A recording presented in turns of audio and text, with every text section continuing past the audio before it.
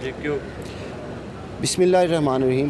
पंजाब हुकूमत ने एक बड़ा आम आदमी के लिए एक अपनी तरफ से एक बहुत बड़ा एक इक़दाम उठाया है और जो सिविल कोर्ट्स में जानशीनी सर्टिफ़िकेट हासिल करने के लिए यानी विरासत का सर्टिफ़िकेट हासिल करने के लिए लोग आया करते थे और वहाँ पर 3, 6, 7, 8, 10 माह तक ख्वार होते थे। इसको उनको जो है वो कम करने के लिए उन्होंने एक कानून बनाया है और इसमें 13 शिकें शामिल हैं और इसमें इख्तियार जो है जानशीनी सर्टिफ़िकेट जारी करने का वो नादरा को दिया गया है। इसमें नादरा की इसमें जो प्रोसेस होगा उसके हवाले से हम हमारे साथ कानूनी माहिर हैं सफदर शाहीन पीरज़ादा एडवोकेट, उनसे तफसील से मालूम करते हैं कि ये कितना फ़ायदेमंद है और कितना इससे आगे चलकर नुकसान हो सकता है और लिटिगेशन में इजाफ़ा होने के कितने इम्कानात हैं। इससे पहले कि हम पीरज़ादा साहब से बात करें, हमारी आप सबसे दरख्वास्त है कि किसान और कानून हमारे चैनल को लाइक कीजिए, सब्सक्राइब कीजिए ताकि इस तरह की जो हमारी वीडियोज़ आती हैं वो आप तक पहुंचती रहें और जो उसका बेल आइकॉन है उसको ज़रूर दबाइएगा ताकि हमारी जो भी नई वीडियो आए वो आप तक पहुंच सके। जी पीरज़ादा साहब बताएं, ये जो पंजाब हुकूमत ने ये कानून बनाया है इसके कितने फ़ायदा कितना है और इससे नुकसान के कितने चांसेस हैं कि आम आदमी को पता चल सके कि ये चीज़ क्या है? जी मेरे ख़्याल में हुकूमत की नीयत पे तो शक करना शायद मुश्किल होगा कि हुकूमत की नीयत ख़राब हो गई है कुछ, लेकिन इसमें कुछ ऐसी कॉम्प्लिकेशंस हैं जब भी कोई नया कानून बनता है तो वो सब्सिक्वेंटली सामने आती हैं। लेकिन ये कानून तो ऐसा है कि जो आने के साथ ही कुछ इनहेरिटेंस खामियाँ लेके आया। आल दो ये इनहेरिटेंस से डील कर रहा है, इसके अंदर बहुत सारे ऐसे फ्लॉज हैं। मिसाल के तौर पे अब नौदरा के पास प्रॉपर्टी का रिकॉर्ड नहीं है। अब नौदरा के पास आप जाते हैं तो वो एविडेंस रिकॉर्ड नहीं कर सकता। अब आप नादरा के पास जाते हैं, उसने जब इशू कर दिया तो उसके बाद नादरा इसको कैंसिल नहीं कर सकता। अब होगा ये कि एक शॉर्ट प्रोसीजर दे रही है। यहाँ हमारे यहाँ प्रॉपर्टी की प्राइसेस बहुत ज़्यादा बढ़ चुकी हैं। प्रॉपर्टीज़ के लिए लोग कत्लो गारत कर देते हैं, तो प्रॉपर्टी के लिए ख़वातीन या दूसरे बहन भाइयों को महरूम करना कोई बड़ी बात नहीं होगी। लोग इसको मिसयूज़ करेंगे।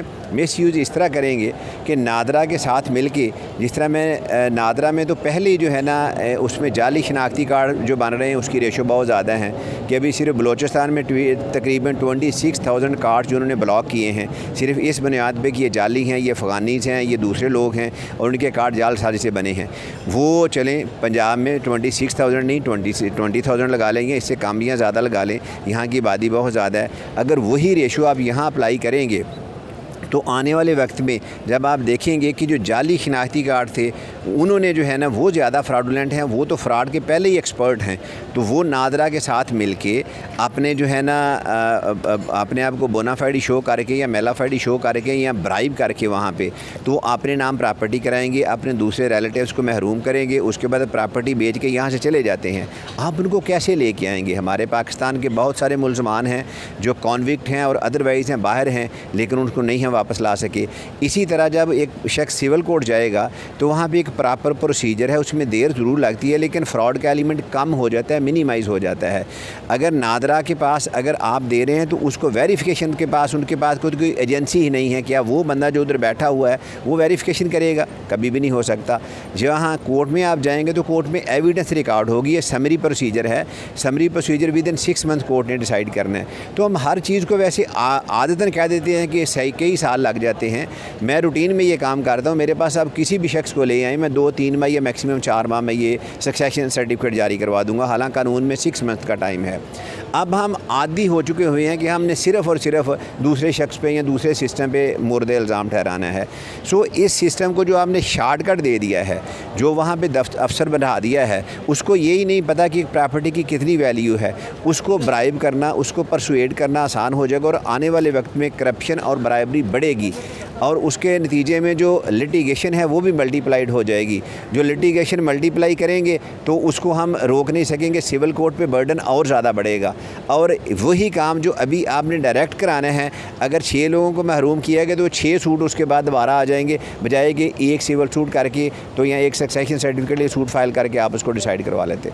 अच्छा, आपके कहने का मकसद है कि नादरा के पास जैसे कंप्यूटराइज्ड जायदादों का रिकॉर्ड है, ADLR का है, वैसा ही निज़ाम इनके साथ या उसको इसके साथ अटैच कर दिया जाए, या फिर इनके जो भी शख्स हो उसकी जायदाद का जो भी रिकॉर्ड है वो नादरा के पास जब शनाख्ती कार्ड बनता है उस वक्त शामिल किया जाए।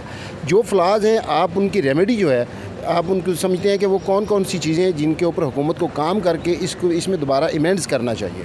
मेरे ख्याल में बड़ा अच्छा आपने सवाल किया। सबसे पहले तो ये कि जितनी भी आपकी इकॉनमी है और जितनी आपकी प्रॉपर्टी है वो डॉक्यूमेंटेड होनी चाहिए।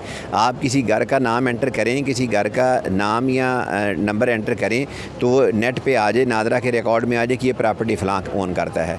जब तक आप ये नहीं करते और नादरा को रिकॉर्ड दे रहे हैं, ये इसी तरह ही है कि आप अपने घर में बैठे हुए हैं और दूसरे को इख्तियार दे रहे हैं कि आप कोई भी घर महल्ले से बेच दें, आप कोई भी घर किसी के नाम कर दें, उसके पास रिकॉर्ड ही नहीं है।